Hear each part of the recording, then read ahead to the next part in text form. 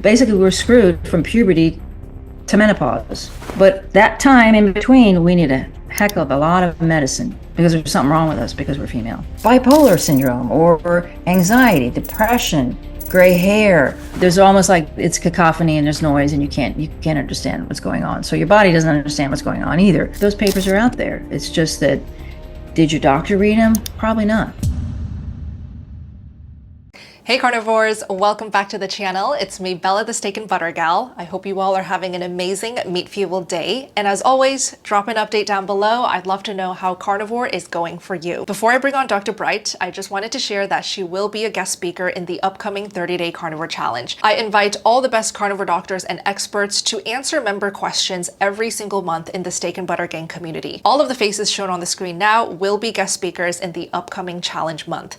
Professor Thomas Seyfried, Dr. Elizabeth Bright, Dr. Anthony Chafee, Dr. Robert Kiltz, and Dr. Tony Hampton. If you would like to learn from any of the guest speakers above and ask them your personal questions about carnivore and health, feel free to sign up at the URL shown on the screen, sbgmeetup.com, or click the links down below in the description box. Without further ado, let me bring on my guest, Dr. Elizabeth Bright. Welcome, Dr. Bright. How are you doing? Oh, thank you. Hi, nice to see you both. Firstly, congrats on the new book, Good Fat is Good for Girls. Do share a little bit about this exciting new book. Yes, thank you. A lot of work during Christmas. Good Fat is Good for Girls, Puberty, and Adolescence. My part was done, so publishing people have to do their part. So 2 weeks it ought to be available. Good Fat is Good for Women. Menopause basically explains the history of why menopause is seen as a horrible experience and how it is not a horrible experience, how the symptoms associated with menopause are not caused by menopause at all, but actually by dietary deficiencies, specifically a lack of fat. So to start off, I have prepared a whole list of popular myths that people believe about female health. And I would love to go through this list with you, Dr. Bright, for you to debunk each of these statements. The first one is eating animal fat will make women fat and sick. We need animal fat in order to make all those hormones, and we need the protein, which has all the nutrients we need. You can't get it from a smoothie made out of protein powder, because those are just amino acid isolates. They don't have anything except the protein, so that's not going to help you. You need the actual meat, which has it's the whole package, and it even has things in it that helps you digest it. So fat and animal protein are what you need. I wouldn't say that you have to have only that. A growing young person can have some other foods as well. But if there's an issue, and what I make clear in my book is if there's an issue, you need to think about just removing foods that might be causing problems. What are some of the top foods that young people are eating that's causing damage? Sugars are stimulants. Gluten can be inflammatory. Dairy, not butter, can be inflammatory. Meat and fat are never going to be inflammatory. And that's the main takeaway, is that if you are sick, you need to remove inflammation. Or if there's something wrong, it's caused by inflammation. So you go back to what the human body evolved to eat, which is animal fat and meat. And then you see, what you can add in that won't make you feel bad. That's basically how I do it. What would you say to this next statement? Women need carbs for optimal hormone health. I don't know where that came from.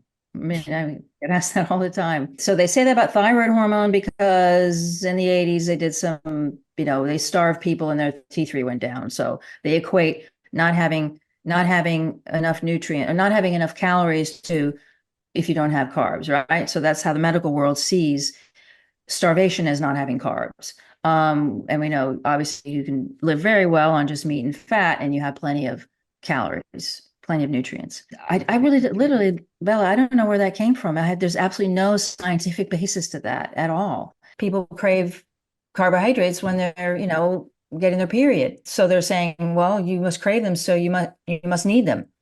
But that doesn't make it true, right? There's no nutritional value to carbohydrates. Why would we need them? We didn't evolve to have them. There's nothing in our body that runs better on carbohydrates. So why would our hormones? We know very well that they're all made out of peptides, which are proteins and cholesterol molecules to make steroids. Carbohydrates are a cheap form of energy. It's like diesel gas compared to, Tesla batteries, very dirty and smelly and yucky. And you're not doing your endocrine system any favor by eating them. you're definitely not helping your hormones. We hear the same thing about carbs and sleep, and people will say that, if they have more carbs, they'll sleep better. Can we touch on sleep and what are the issues that are going to help that situation? So what's happening during sleep when you're sleeping?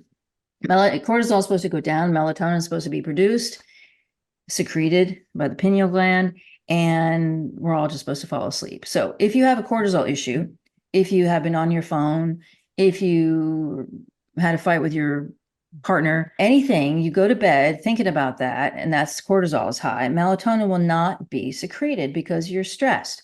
So that could be inflammation. That could be you went to the gym at 6 o'clock at night, anything that causes you to be stressed. And then the melatonin won't be produced and you won't be able to sleep. The other thing that happens is that the liver is producing sugar during the night because theoretically we're not supposed to eat during the night. So the liver is making that sugar for us because our body's doing a ton of work during the night. So we need some energy, which comes from the liver because we're not eating fat and meat. Usually a person who has irregular cortisol issues will wake up because the liver is either in response to stress made a boatload of sugar, which made them wake up because a boatload of sugar in the middle of the night is going to cause a hypoglycemic response, which is the body's death. And the body will you'll wake up. It's supposed to be a very gentle secretion down and then go up again, the cortisol, starting at 2 o'clock in the morning to peak between 6 and 8. But if it doesn't do that, if it doesn't in a jagged, irregular way, then you'll be waking up all the time. Everybody tells me they wake up between 2 and 4. Everybody. And that's when cortisol just starts to be produced, just starts to be secreted. What you really need during the night is fat if you wake up, because that'll lower the cortisol, shut the liver up. It won't be making sugar because it thinks you're running away from a tiger. Address the insulin response to a low cortisol state. So it does a whole bunch of stuff if you have either piece of fat before bed or in the night when you wake up and you fall back to sleep more easily. A woman's genetics are the sole determinant of future hormone health. A woman's health is definitely affected by her puberty. Most of my patients remember back to it all started to go wrong during puberty. That's when we first have our health issues, during puberty. Or younger, 8 or 9, because puberty comes too early. I'm now always asking my patients, if they're female, when did you start menstruating? Because it will give me sort of an idea how they got here. And that would be because of what we've talked about, that you are becoming a fertile being and you don't have all the tools, the hormones in a proper, in working order. They are working, the organs work, but the hormones are not being signaled to produce at the right time. You become a victim of your cycle, basically, a victim of an imbalanced endocrine system. And that will affect all of your health because it'll affect your mental health. It can affect everything. And then you lead up to women who have fibroids, who have endometriosis, who have cysts, it all starts with what I'm talking about. And that can eventually lead to people who have gallstones. 80% of people who have cholecystectomies, have their gallbladder removed, are women. Can you explain what the difference is between puberty and adolescence? Right. Okay. Puberty is what I was talking about, the formation of sexual characteristics and how your body changes, your hormones change with puberty. So there are different stages of puberty, and the ends, you finish with your menses, which is menstruating, and then puberty is basically the building of sexual characteristics are done. People confuse adolescence with puberty, or whether they use those terms interchangeably because of this guy, George Stanley Hall, who wrote this book called Adolescence. He basically coined the term. There didn't used to be adolescence. Children were miniature adults. As soon as they became independent, they basically became adults. They started to work, they became apprentices. That's what happened. So this adolescence thing is basically from the 19th century, when the middle class was born. They started to go to school. All these things happened before you just were born, you played, and you worked. That was basically it. And adolescence, I think people really refer to mental health, the mental state. And we know that the brain now is elastic until 28. So there's even a new, a new discipline in mental health, or in psychology, where they're talking young adults. So there's the adolescent and there's the young adult.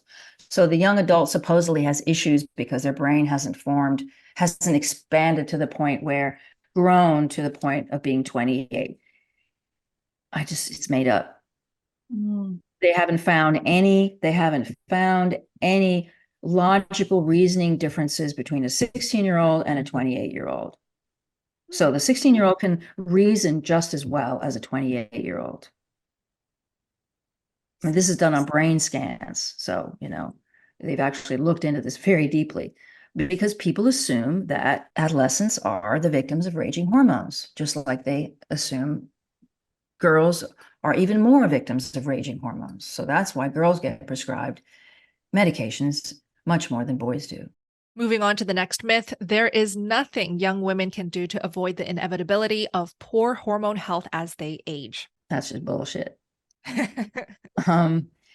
Well, I've written this book and I've written that book, so I've bookended our fertility, right? I've started with puberty and the beginning of fertility, and menopause, the end of fertility. So I'm addressing all of these things in my books because that is so not true.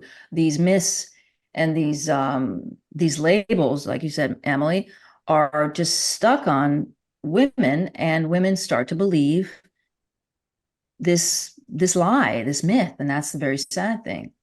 So in the Victorian age, the mothers were so freaked out about their daughters having liberty and having independence that they sequestered them. And the mothers were also avoiding meat and also avoiding fat, because they had to have these, have you seen the bustles, the girdles, the very exaggeratedly thin waists, right? The women became more, the female shape became much more exaggerated during the Victorian age, during the 19th century. So if you look at a man next to a female, the woman's like that, and wearing a corset, and the male is just normal. So femininity was also equated with a waif-like weakness, which was perpetuated by the fact that they also started eating meat during that time and avoided eating fat, because eating meat and fat was associated with sexuality. And God forbid you had any sexuality in you at this time of your life, because you were going to be a victim of raging hormones. So the mothers told their daughters to avoid meat because they didn't want them to be seen as, it was vulgar for a female to be seen eating meat. Perimenopause and menopause symptoms like depression and low libido are effectively irreversible and will cause a permanent decline in quality of life for women. It's very funny. The other day, a patient told me that somebody was going into peri-puberty. So I thought it was very interesting, because there is perimenopause, which is an invention which does not exist, because there's only menopause. There's no perimenopause. And there's no peri-puberty. What the person meant was, there are the health issues involved that are coming with puberty, and I see these developing. So when you see perimenopause, it's the same thing.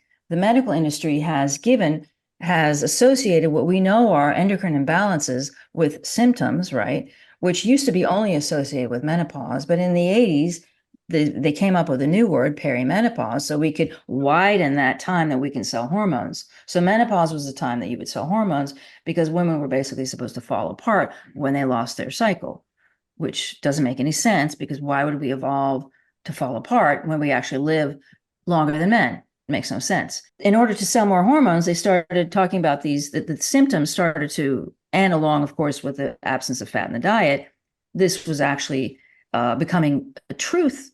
Symptoms were happening in younger women, and there are younger women with menopausal symptoms, because they have irregular periods.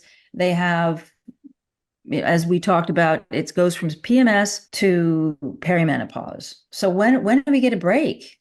Mm-hmm. We're screwed from puberty to menopause. So we're only supposed to be these asexual, the girls who, from till 7, maybe, right? And then from 60 till we die, that's okay. We don't need any intervention there. But that time in between, we need a heck of a lot of medicine, because there's something wrong with us because we're female. I just don't buy it. And even with pregnancies, you hear all these women having to go through horror stories of mood swings, crazy symptoms. And we've observed a few women now go through carnivore pregnancies that are smooth, that they have amazing experiences. Because they're eating fat and meat. Yes. Because it's the carbohydrates that cause the roller coaster. They are the to blame for that roller coaster that women find themselves on. Let's talk about stress and managing stress. A lot of people have kids, stressful jobs, and they can't necessarily control just how much stress they have in their daily lives. What would you recommend for the most immediate stress benefits, and what are your best tips to manage stress? Well, humans have always had stress, right? We just have more stimulants now. So there were always the animals coming into the stress has always been there. And what we did before, we would eat fat. So today, I recommend that women eat more fat. Everybody who has stress needs to eat more. Male and female need to eat more fat during times of stress because you're burning through the cortisol. You're running out of gas. How do you fill that tank back up? You add the fat. The fat is what makes the cortisol. So you can lower the high cortisol by eating the fat. There are studies that have demonstrated that during this is high intensity exercise. The cortisol levels are high, and they tested people on carbohydrate diet, high carbohydrate and high fat diet. And the people with the high fat diet recovered much more quickly. Their cortisol lowered faster. Their muscles, everything recovered much more quickly because the cortisol went down. Mm-hmm. So fat lowers cortisol. And speaking of high-fat foods, I wanted to recommend an option for those who are busy and travel a lot. These carnivore bars are an excellent option because they're compact, you can just pack it on the go, you don't have to refrigerate them, and they give you that high-fat nutrient density you need. The ingredients are also incredibly clean. It's simply made out of grass-fed, grass-finished beef, as well as grass-fed, grass-finished tallow. You can get salted or unsalted. Anytime I'm flying or traveling, I will always pack a bunch of these bars because they're incredibly satiating.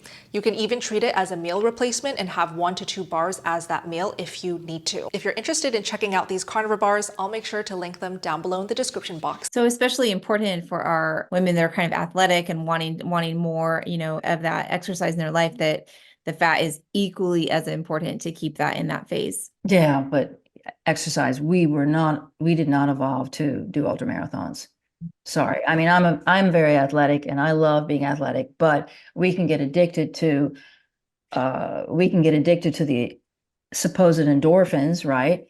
I mean, that's an actual thing, the endorphins, but the endorphins that I, as a runner who was running 10 miles a day, 6 days a week, like a nut, that addiction is an addiction to cortisol. You're not addicted to something good. I love exercise. I want to be strong. I want to be able to kick somebody in the butt if they're messing with anybody. And I feel that, but I will not do that at the expense of my health. When would you know that your health is being affected? Are there telltale signs that one should look out for? I think that what you would need to look for is not sleeping well. Definitely the first thing.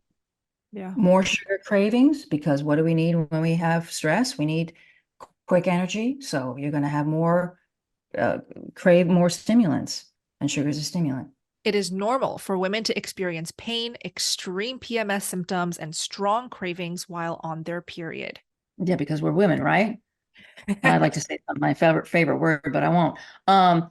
Yeah, we're women, and it's all supposed to be bad. No, it's not. So that's what the whole book's about. Puberty, just like menopause, is supposed to be great. We all are conceived the same. Our gender just turns the DNA, a couple of switches are triggered, chick, chick, chick, and you get the female. You evolve around 10 weeks, the female genitals or the male genitals. That's all that changes are the genitals. Until puberty, the ovaries get bigger, the uterus gets bigger, and you diverge from there. So why would that mean that we're supposed to be born broken? When it comes to cycles and cravings and hunger, a lot of women will get, hungrier around that period of time. And so to me, that's a natural thing, just to eat more and follow those cravings and that hunger when that cycle. The cravings come from an imbalance in your endocrine system, right? So progesterone, why do women have morning sickness when they're pregnant? Progesterone is high, sky high. Progesterone does crazy things with blood sugar, but you got to have the progesterone, or otherwise you miscarry, because the fetus is seen as a pathogen.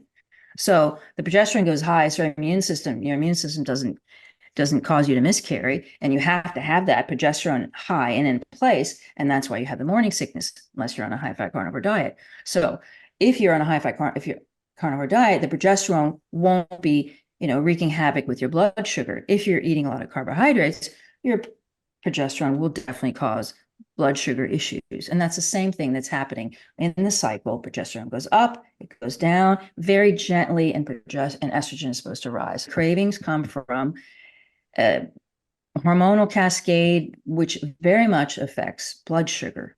So it's cravings are blood sugar. And that is going to be a stress response. We're back in the inflammation part, the immune response of that steroid hormone cascade, the cortisol on the left side, progesterone, cortisol, which brings with it blood sugar issues. And I'll follow up on that too. So ever since I got back my period, and this was through a high-fat carnivore diet, I noticed that I crave the most amount of fat 2 days leading up to my period, as well as all throughout my period experience. Can you explain why women crave for more fat, more food in general around their period time? Well, think of all the what you're doing. Your body's building. Your endometrium is shedding. It's regenerating, and basically at the end you get a fertilized egg. Boom! I mean, not a fertilized egg. I'm sorry, an egg that falls into fallopian tube and is ready to be fertilized. So think of all that work that's being done, and it's all using fat. Any kind of stress state, healthy change state, you need a lot of fat because that is the best. Your adrenals. Your adrenals use fat to make cortisol. There is no such thing as adrenal fatigue. The adrenals are just fine. The issue is that in a state of high cortisol, the pituitary, which sends ACTH, which actually is the hormone that tells the adrenal, hey, you got to make cortisol, make cortisol, make cortisol, right? The pituitary just turns that off because high cortisol is very inflammatory. We were taught when I was in school, we were taught to be very careful, to ask all our patients, had cortisone shots? Because if they had cortisone shots, we had to be very, very careful touching them because their bones were very fragile. So think of what cortisone does to bones. It burns nerve tissue. It's inflammatory. So the body doesn't like it. So it will eventually, if you're always running those ultra marathons or fighting people 3 times your size like I did, or eating lots of carbohydrates, lots of coffee, lots of stimulants, you will have high cortisol levels. And eventually the body will just turn it off and you'll be faced with low cortisol. And that's what adrenal fatigue is. It's not that the adrenals are fatigued, it's that they have been turned off, literally. And they don't get turned off all at once. Parts of the day will be high and parts of the day will be low because your body is still kind of sputtering and trying to produce this. And then you just flatline. A lot of people starting the carnivore diet or considering going carnivore are concerned about how consuming so much more protein and fat will adversely affect their health. How much protein and fat is safe to eat? And is there such a thing as too much protein or fat? Okay, well, protein and fat, fat, you're never going to overeat fat because it's gross. I mean, you just eat till you're done, basically. What we want to have is a system that says, okay, I'm hungry now. Okay, I'm not hungry now. That's all we need. That's normal. We would just want to be normal. We want to be healthy. And if our hormones are functioning properly, if our hormones are sending all those signals properly, that's how you'll be. You'll just be hungry when you're hungry and eat until you're not hungry anymore. And you'll be satiated. So that's really what people have to understand, that if there's anything wrong, it's going to be an imbalance in their endocrine system. What if someone had a history of eating disorders and they truly don't feel like they can trust their hunger and satiation cues? What would you advise them to do to heal through this initial phase? I would advise them to just go to do it, and then they would heal. You can't heal if you don't eat fat and eat meat. All the nutrients are in the meat. Well, the vitamins, the fat soluble nutrients are in the fat, but that is how you heal. If you avoid the medicine, you're not going to heal. I don't like the word medicine, but that is what it is. It is going to make you better. I fasted. I lived on a 500 calorie diet when I was 15 for a few months. I was even bulimic for a month. I went through all that because I was trying to be, something that I thought was I should be. There's no other way to get to fix that if you don't eat what your body needs, and it needs fat and meat. When you have fixed your endocrine system, you won't need to eat that much anymore. Now remember, protein can turn into glucose. So you can't overeat protein. You can't really overeat fat. So it's important to have fatty meat or protein with fat so that you are properly satiated, because they serve different purposes. The meat has the zinc and the magnesium and et cetera, and the fat has the energy, the ketones. We see on a carnivore diet sometimes fat loss or, things like that, but oftentimes we see optimization of body composition. Can you speak more to how that process happens in carnivore? How do people reach a better body composition? Okay, so somebody who is overweight, I mean, there's going to be a disconnect between a lot of the signaling. Absolutely. There's going to be a disconnect between hormones that are telling you one thing. I mean, there's almost like it's cacophony and there's noise and you can't understand what's going on. So your body doesn't understand what's going on either. So there could be substances like xenoestrogens. There could be all kinds of toxins, in the sense that fluoride and water and toothpaste, it's everywhere, right? So there's all these things that are in a person's system. Those could be throwing a wrench into the hormones trying to regulate themselves properly. So there is some amount of, I mean, that's why I use iodine. It's a great detox agent. I mean, we're talking about muscle, and we're talking about, if you have lipidemia, you have several issues at once. It's not just one thing. It has nothing to do with weight loss. It has to do with water retention. It has to do with minerals, or completely, minerals are not being regulated properly, which goes back to thyroid and adrenal function. Everything in our body is basically trying to get you to be healthy, but there's so many mixed messages going on. So that's why the easiest thing to do is to eat meat and fat. And obviously, if you're 5'2", you're going to need less fat and less protein than somebody who's 6'1". So when I first started carnivore, I initially gained 25 pounds. And I see this with a lot of fellow women who start this lifestyle. Their hunger opens up, they start feeling ravenous, and they gain weight initially. Can you explain why this tends to happen? Well, because they're eating what they've avoided. I mean, if I was 15 years old and eating 500 calories a day, and I go and I eat, steak 3 times a day, I'm sure I'd gain weight. I mean, that's just normal. If you're eating cookies and pancakes, and I mean, those things are going to make you sick. But if you start eating steaks, you might gain some weight, just because your body is saying, wow, we finally have what we need to fix your heart, fix your kidneys, fix your brain, all the stuff that we need. And now we can get to work. So let's buy all the materials, go to, I don't know, what's the hardware store there? Go to Home Depot, buy all that stuff, and let's build shit. And that's what it is. And then you build the stuff and you regenerate and you get healthy. And I mean, the body it's a lot of tissue. Think of all the cells and what they need and all the energy and I mean, it's a huge, huge system that needs a lot of nutrition. You talked about iodine, and we know you're a big proponent of iodine, something you believe to be vital for thyroid and hormone health. Why is iodine so important, especially for women? Well, because the thyroid actually builds the brain. First thing that forms in the fetus, the neural tube, right? It's the beginning of the spine. The endoderm opens up, and boom, the thyroid gland is born. And then the spine it develops. So it's the first thing, and the whole fetus is built from thyroid hormone. It's a building hormone. It's the contractor. So that's why every single tissue in the body needs thyroid hormone. And if you think of puberty as building, because you're generating all these tissues, so all that thyroid hormone needs iodine. It needs that and a protein molecule called tyrosine. It needs iodine molecules. So every thyroid hormone is made out of different quantities of iodine molecules. So that's why you need it for puberty, for every single function in the body. Every single cell needs a thyroid hormone. What would you recommend for percentage of iodine, and how many drops do you suggest they start off with? I would say 5%, because that's the original Lugo solution. The 2% is some weird invention from yodophobia. Jean Lugo made it to be 5% or 15% is what it actually is. But so 5. And then I would say 2 drops. What foods do you recommend for the most immediate thyroid and hormonal regulation benefits? Beef.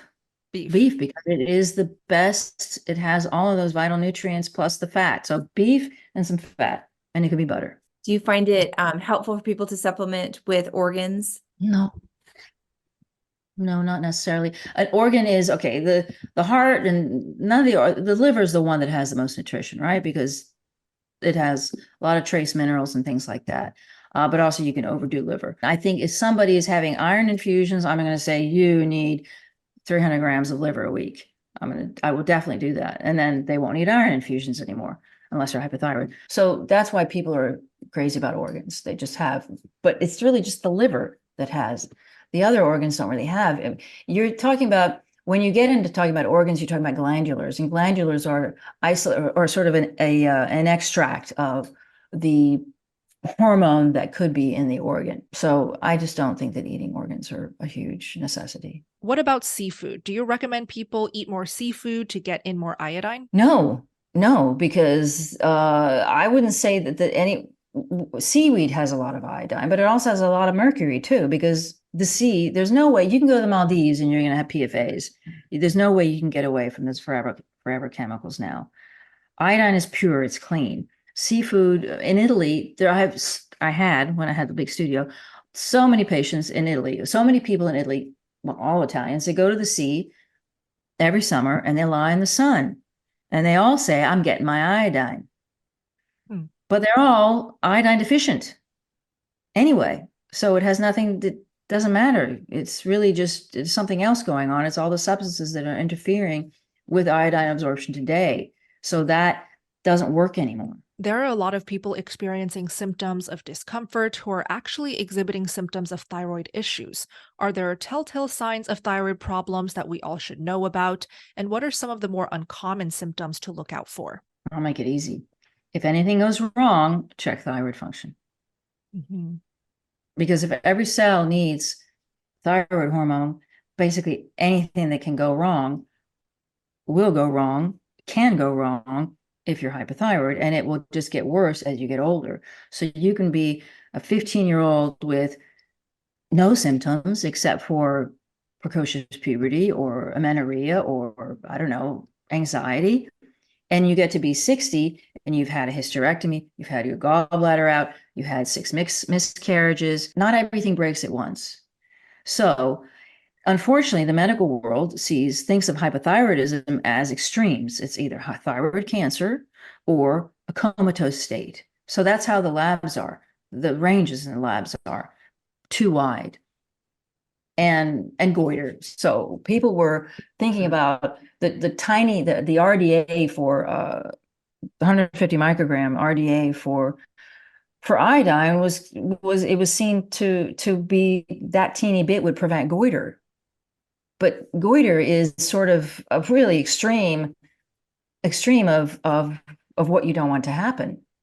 So there are a lot of before the goiter where things can go wrong, and they're not associated with hypothyroidism, like bipolar syndrome or anxiety, depression, gray hair, skin issues. I mean, just all kinds of illnesses, Raynaud's syndromes, Dupuytren's contracture, Ehlers-Danlos syndrome. All of these things are related to hypothyroidism. They're associated with it in research papers, but when you go to the doctor with something, they're not going to check your thyroid unless you're obese, cold as a fish, and comatose, or your eyes are bulging out and you can't gain weight, and they're going to think thyroid cancer. For women concerned about thyroid health, are there certain ranges that they can look at on their thyroid panel, and there are certain thyroid tests? It's very individual, but definitely you have to have free T3 and free T4. You can't do T4 and T3, and you can't just do TSH.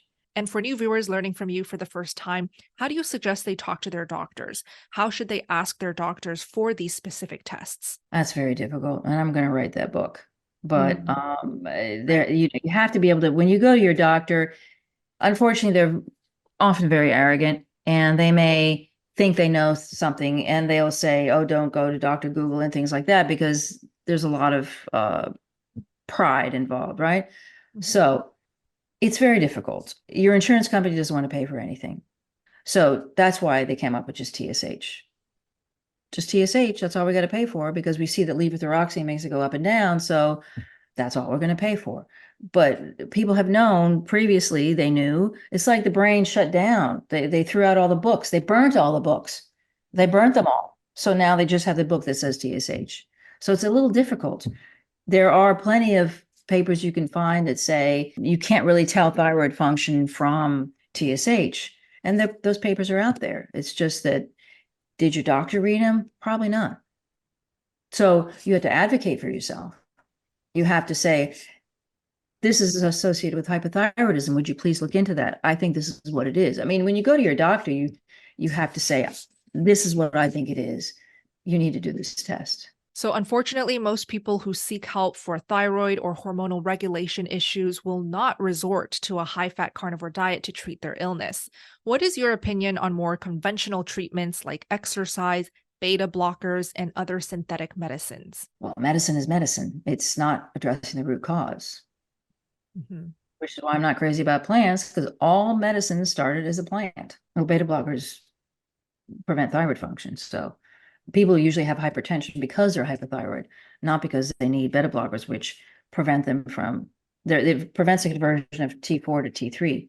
So it actually stops thyroid function. Hypertension doesn't need beta blockers. It's just is fudging the numbers. It makes it makes your system not react to stress when you're stressed, and so you won't be hypertensive. So it's really just fudging the numbers. Over exercising will definitely damage thyroid function because it will cause cortisol levels to be high.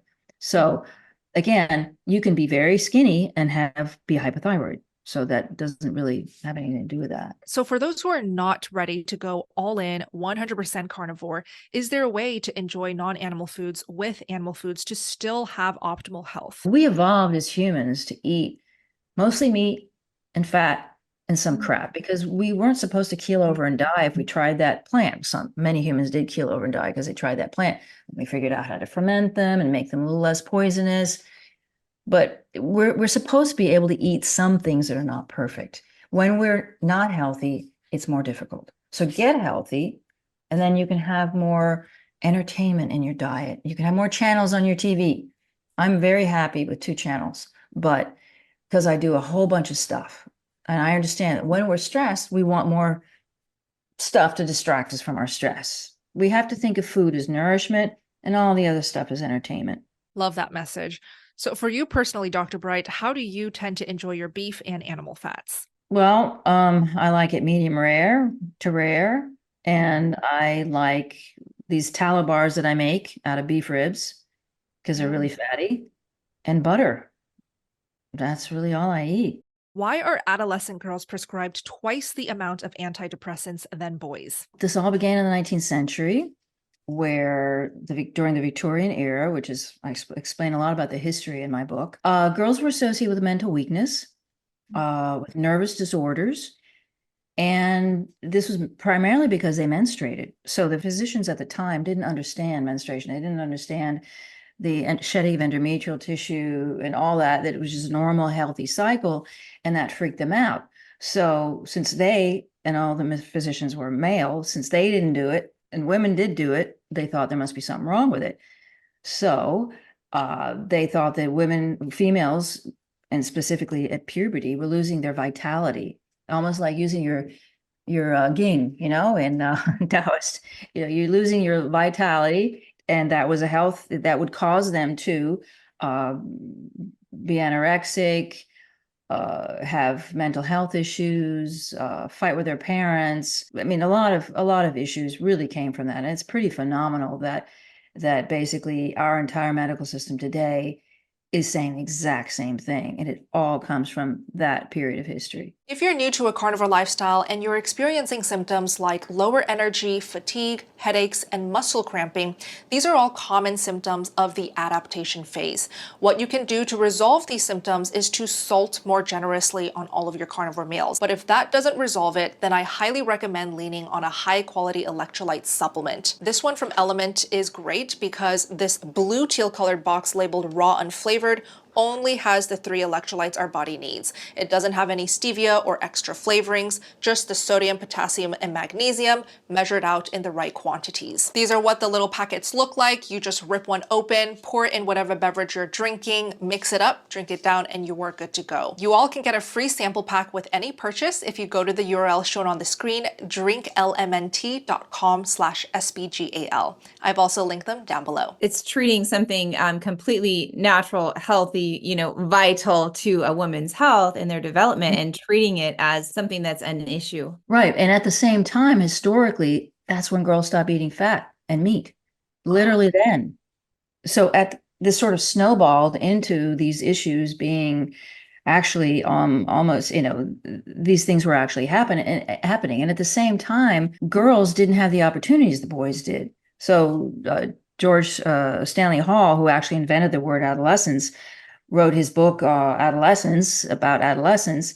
And he was saying that boys should climb trees and they should do play fighting and they should run outdoors, and girls had to stay home and crochet, literally. So it was very frustrating for girls. They had no outlets.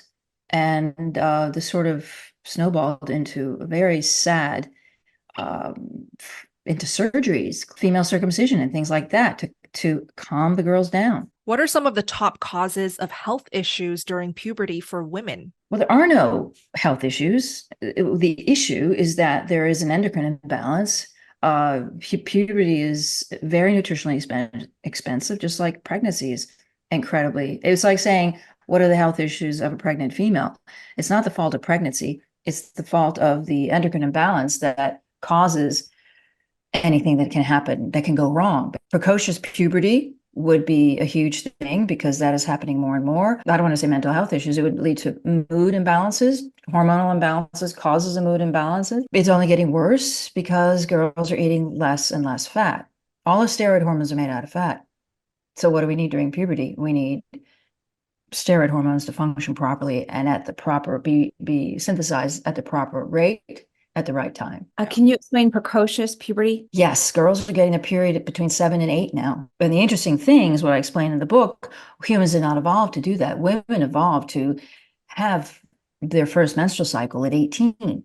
Hunter-gatherers have their menstrual cycles much, much later, and they have fewer babies. So the fecundity, the fertility was, which history has said, oh, wow, eat carbs, you can have more babies. Well, that's not a good thing. Because having more babies, remember, it's very nutritionally expensive. So the mother's health, that's why on my questionnaire to my patients, how many children did your mother have? The last 4 of 8 will have many more health issues than the first 2, for instance.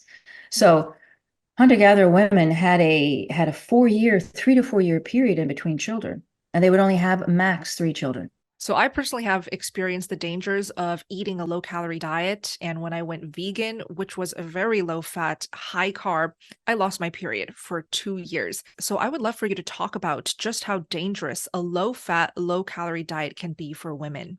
All of those hormones are made from cholesterol. So not avocado oil, made out of animal fat, not out of coconut oil, God forbid, made out of animal fat. So these fake fats, you can't make steroid hormones out of those, and you can't regenerate brain tissue or cover myelin sheaths, nerve tissue with those. You can only do it with animal fat, which is what our body's made out of. There's no avocado oil in our body. The animal fat is what our hormones are made out of. And what I pointed out in the book is that the thyroid actually directs all this. The thyroid, we always say the thyroid is the conductor of the orchestra, the hormones being in the orchestra. It actually starts during puberty. It picks up the baton, and it's the thyroid that signals the uterus to get bigger, the ovaries to get bigger. It's actually, you think of the music getting bigger and bigger, and all these organs are expanding, and they're all doing it at a healthy rate if there's enough fat in the diet, because they all require fat to make those hormones. And those hormones are synthesized in the adrenal glands. The ovaries have nothing to do with it. The ovaries are important for after you fertilize an egg. Until then, it's the adrenals. They're making all those hormones, the estrogens, the progesterones. The initial trigger after the thyroid triggers around 8 and 9 Now, not when you're supposed to start menstruating, 8 and 9, in order to gear you up for puberty, starting puberty, right?